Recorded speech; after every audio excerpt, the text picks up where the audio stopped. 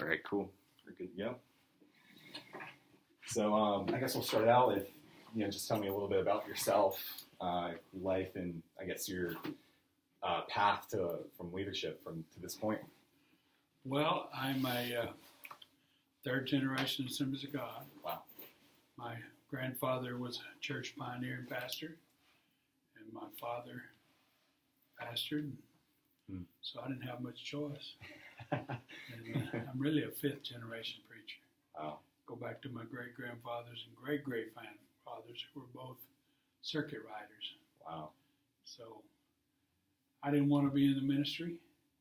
I didn't think it was all that profitable. Yeah, right. And so I wanted to pursue a business career. And while I was in college and high school, I went to work for a corporation, and they promoted me rather rapidly. Wow. And so that's where I began the process of learning leadership, learning about people. When I was 19, they made me a foreman over a group of men. Wow. When I was a few months later, I had 57 men that worked for me. Wow. And all of them, but about 3 or 4 were older than me. And but I worked my way up through the corporate field. Eventually became vice president, general manager of a corporation that was about a $40 million a year company. And but I knew the call of God was on my life, and so at about 21, I surrendered to preach, but I didn't really get into full-time ministry till I was about 26 or 7. But in that time, working for the corporations, you learn a lot. You learn how to hire and fire and deal with people. Wow. How to put together budgets. Yeah. How to manage time. The big thing about leadership is a lot of people like titles, but a title won't get you anywhere if you don't treat people right. Right. And I'm a firm believer that how you treat people is how they respond to your leadership. So I've only pastored, this is the third church I've really pastored. In 1980, we went to Fort Worth and took a church there. There were only 12 people that elected us, but I was a vice president of the company, so I didn't need any money. They told me up front, we can't pay a preacher. Yeah. And so I just wanted to get started. Wow. And I'd already served a number of pastors. But our church grew, and God blessed us. Wow. And after 2.5 years, I went full time. Okay. And the church grew to an average of about 350 people. Wow. And then after 9 years, we came to Irving, and God blessed that. About 125 people when we came. Wow. But it grew to a church of between 500 and 600 all the time. Wow. And we were there 26 years. That's awesome. In that period of time, I've served on sectional committees. Served in Fort Worth. I served in Irving, and became presbyter of Mid-City section, and had that position for 17, 18 years. Wow.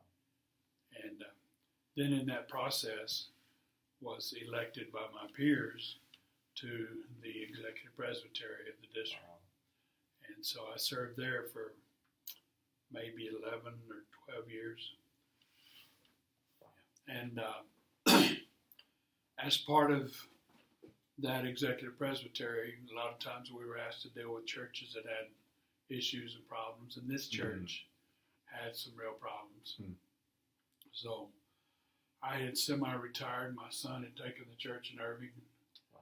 So the district asked me to come here. Okay. And it's been a good thing. I've been here 2 years now this month. Wow. They've elected me as pastor, and the church has grown, and God's blessed us. Wow. And we've had a marvelous time. So I didn't think I'd pastor again. Yeah. But here I am.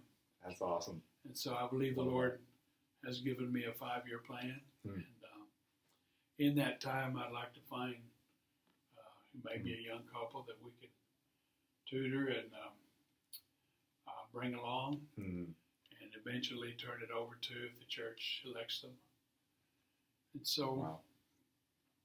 in the meantime, we want to grow this church and watch God do some wonderful things. That's awesome. That's so cool. Yeah.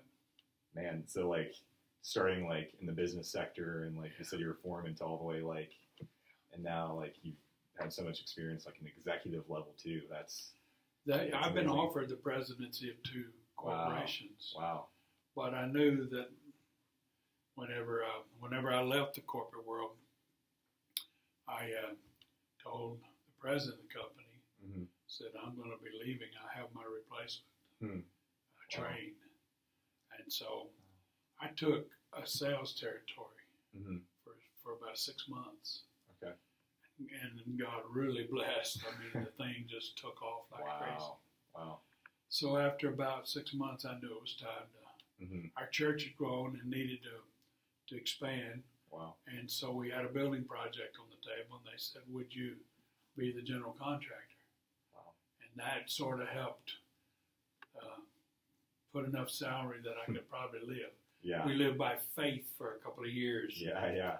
When you leave the corporate world with all of its advantages and blessings, and you go to a church that's growing, it's fun. Yeah. And that's So, cool. So with all the experience you've had, what would you say like are some of the most challenging parts of leadership? Well, first of all, you have to be a self-motivator. You have to know how to, you have to know where you're going, what you want to try to achieve, what the goals are, And every corporation, every church has a vision. God gives that vision to the pastor of a church, not to a board. Yeah. And so you have to know, here's where we want to go. And then you have to begin to put together a plan or a process. How do we get there? And sorry about that. Oh, no, you're fine. I have the same ringtone, actually. A good leader will recognize their shortcomings. In the corporate world, I was a lot of a detail person. But when I started pastoring, that all changed. Wow. So a pastor is supposed to be a visionary. Our vision comes from God. What does he want to do? And we determine that through prayer. What does God want to do in our church? So you need to find people around you that fulfill those weaknesses. One of my greatest weaknesses right now is I'm not a detail person. Yeah. And so my executive pastor is. He's phenomenal. Yeah. And so you have to learn to allow them to do things their way. It doesn't matter what the process is as long as we get the job done. And it's done legally and morally. Yeah. So you find good people around you, whether they be volunteer or whether they be staff, and you let them lead. You trust them, and you entrust your vision into their hands. And so that's what I'm doing here. Yeah. I was interim pastor for over a year. Wow.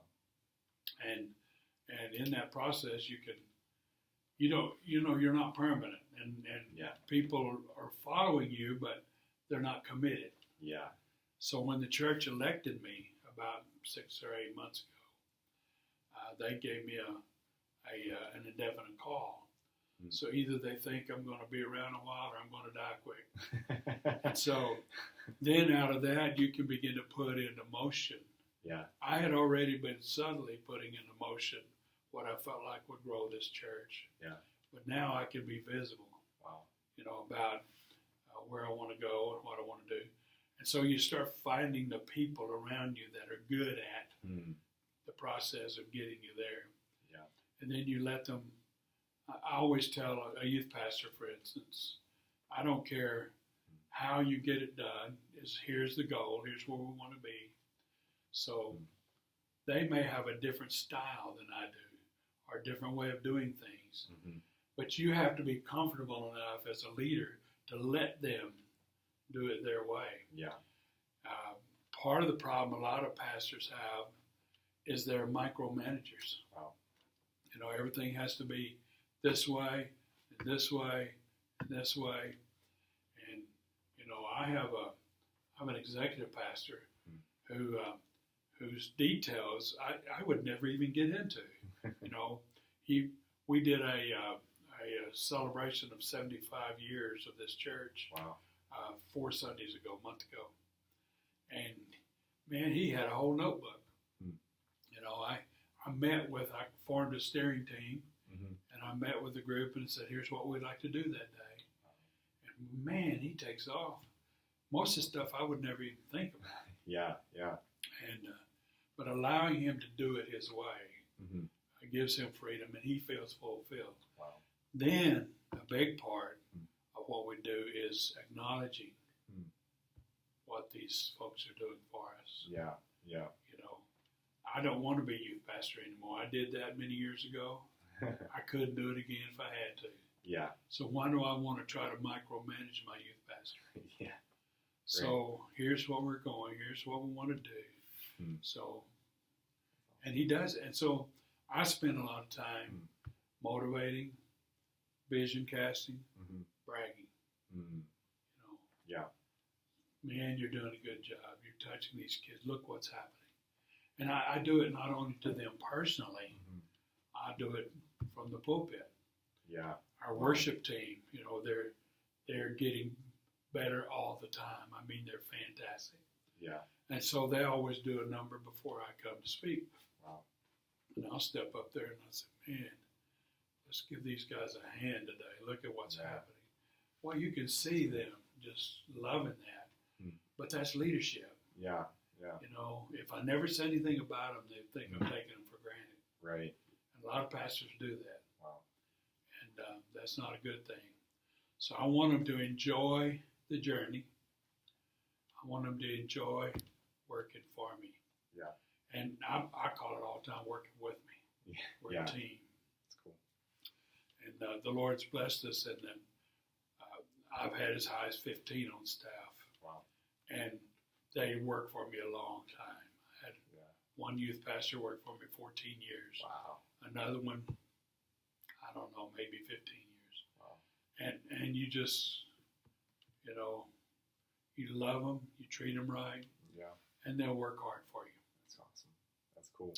Every year we try to set goals for the next year. We try to, and now what do we need to do to make those goals achievable? Yeah. You know, and that's where we are here. We're rebuilding a church here. And God's helping us, and it's growing. Yeah. We're blessing. We have new people every week. Wow. And so it's exciting. And it's because there's some phenomenal people in this church. There are people that have been retired missionaries. They're retired missionaries. There are people that have taught at the school for years. There are people that have served as pastors. We have a number of retired pastors. So it's not just an old congregation anymore. Yeah. But at the same time, these old guys have something to offer. Right. So like on Wednesday nights, whenever I came, one person was teaching. And that one person was kind of a shotgun type. You know, you never knew where he was going or what he was going to do. Yeah. And so the opportunity arose where I said, we're going to put all of these pastors we have on a rotation. That's cool. So we have about 10 or 12 now that rotate every week. Wow. And they're phenomenal. Yeah. You know, that's so cool. Their approach is great. And so I don't have to speak every Wednesday night. Yeah. And these guys are being fulfilled. Yeah. So they're not asking me to preach on Sundays. Yeah. They're bought into yeah, what's and going since on, we don't have Sunday night services, you know, Yeah. I'm going to do most of the preaching on Sundays. Right. And so, but they're being fulfilled, and their gifts are being recognized. That's leadership. That's good. Would you say that? So we talked about like when you started in ministry and as a pastor, you had the mindset of having all the details. That's when you were in the corporate world. And you had to make that shift to becoming a visionary. What were some of the challenges there of trying to navigate through that shift? Part of when we started with congregation didn't have anything. Okay. So we had to do everything. Mm-hmm. So I had to be detailed. I had to be in the middle of it. But if you want a church to grow, you have to add staff.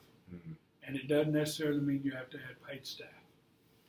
There are people in your congregation that have gifts. Yeah. And they're not looking for a paycheck. They're just looking for a way to express their gift. Right. And so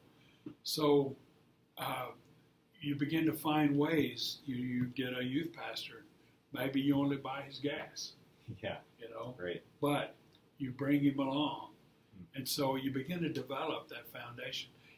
There's nobody, I don't care how gifted and talented you are, that can pastor a church by yourself. Wow. Statistics say the most you'll ever be able to pastor is about 100. Wow. So once it gets there, you have to expand the base. Well, this church now is when I came was running about 65. Now we're touching 200 every week. Wow. Well, 2 weeks ago, on one day, I had 6 people in different hospitals. Wow. How can I make that? Wow. I'll spend all day. Wow. So, you got people in the congregation that are retiring. Yeah. That love to do that. Yeah. Why not utilize them? That's awesome. So it helps me. Yeah. It helps this church, and it fulfills them. Mm-hmm. So there comes a time in transition you begin to say, I can't do this. Mm-hmm. I have to have help. Yeah. So you begin to look and you begin to ask God, who can do this? Mm-hmm. Tommy Barnett wrote a book called Everything You Need's in the House. Now that may not be the exact title, mm-hmm. but I think the exact title is What You Need Is in the House. I'm a believer, like he says, that God knows what my needs are for the church. Yeah. So he brings them in. I have to find them. Mm-hmm. It isn't that God hides things from us. Mm-hmm. I think he hides things for us. Wow. And so, for instance, I needed at one time an events coordinator. Mm-hmm. God sends a person in who loved to do that. Yeah. They light up. They were fulfilled. Wow. So then I didn't have to do it. Yeah. See? So in that transition, you begin to find things that loosen you up. My priority has to be, like the apostle says, we have to pray and fast and stay in the Word so that we may be able to minister. Wow. So I don't want to just hang around the office all week and do nothing, Yeah. But I have to develop something for Sunday. I have to develop something to continue to motivate staff. Yeah. And all our staff today is nearly all volunteer. I mean, I've got 3 or 4, 5 part-time people. Yeah. But I believe I can run 1,000 with that kind of a staff. Yeah. These people are that sharp, Wow. that committed. 2 or 3 of them I'm gonna have to bring on full time. Mm-hmm. But when you overload your church budget Mm. with payroll, Yeah. it limits what you're able to do in the way of ministry. Wow. So if you got a person here that has a full-time job, but they're looking for a way to fulfill themselves spiritually, Yeah. then you don't abuse that, but at the same time you tap into those gifts. Wow. So in that process, many years ago, I learned that I needed to transition to more help, to develop that help, and to personally spend more time in God. What do you want? Wow. How do you want this to go? God has a key to every church. He has a key to every community. And you might do one thing that touches a life, that touches many lives. And we have to pray and ask God, what is that one thing? What is that Wow. key? That's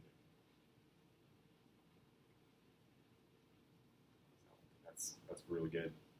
What have you experienced in this story of like, you know, you're bringing people on the team and all these different circumstances? What have been like the rewards and joy of leadership, of leading that team? I think the greatest joy is watching those people develop and grow, and especially watching people who develop to the point where they're ready to go into full-time ministry. Wow. And so, having been in ministry this coming year, 2020, I will be in full-time ministry for 40 years. Wow. I know I don't look that old.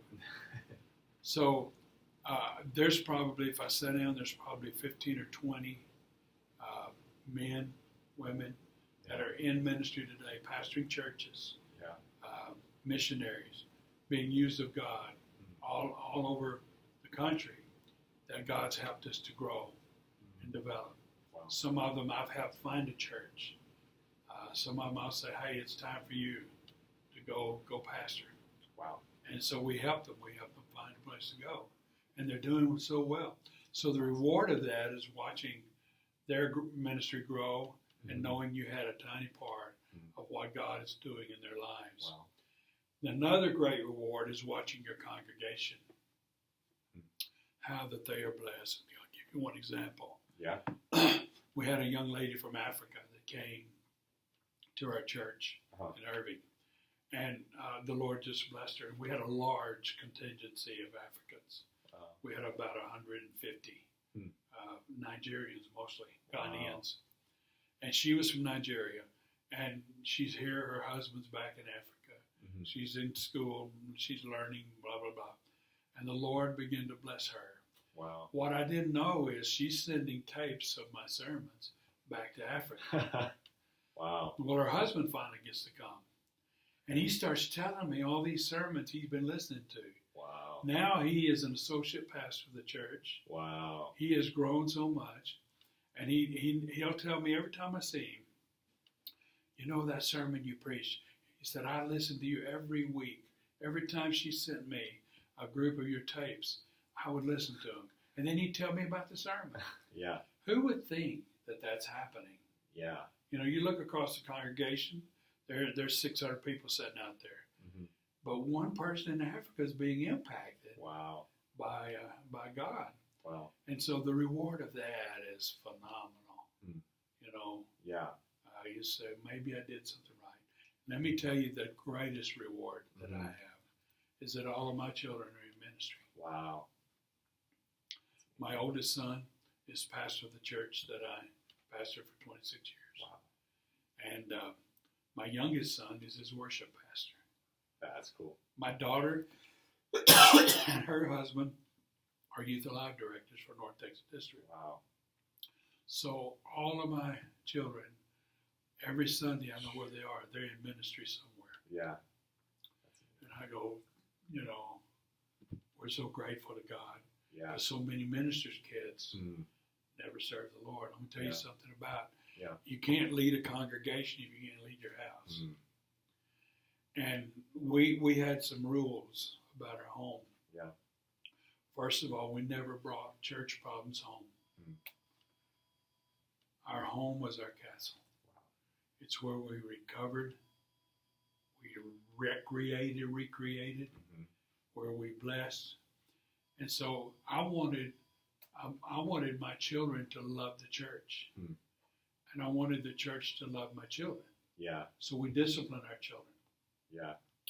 But at the same time, my children grew up in the church. All of my kids have served on my staff. Yeah. And they love the church. The reason they love the church, I didn't bring problems home. That's good. They didn't know about it. Wow. So, to me, that's investing in the future. And that's priority leadership. Yeah, yeah. That's beautiful. Wow. So, thank you for all of this. This has been amazing. I know this has just been like an assignment for me, but it's been a huge blessing, like getting to hear your journey and like your heart for all that. So I took all these notes and I'm gonna go back and watch it and take these things to heart, because that's, one day I want to be able to say, like, even if they're not all in ministry, but I know my children are serving the Lord, and that's an amazing legacy right there. You hope to pastor someday? Yeah. So what are you doing to develop that? So right now I am, I'm studying obviously at SAGU, and then the internship I have at the Oaks Church is giving me the opportunity to pastor people, pastor volunteers, and the congregates up there as well. Good. So yeah, starting You're there. You're the good guy. Scott's a good guy. Yeah, he is. So when you see him, tell him I said I hello. will absolutely. Thank you so much, Pastor. Good. Bless you. Good to meet you. You too. Thank you. That was quick. Yeah. Yeah, I want to respect your time. I know. No problem. It's a busy Monday. Well, this is really a holiday.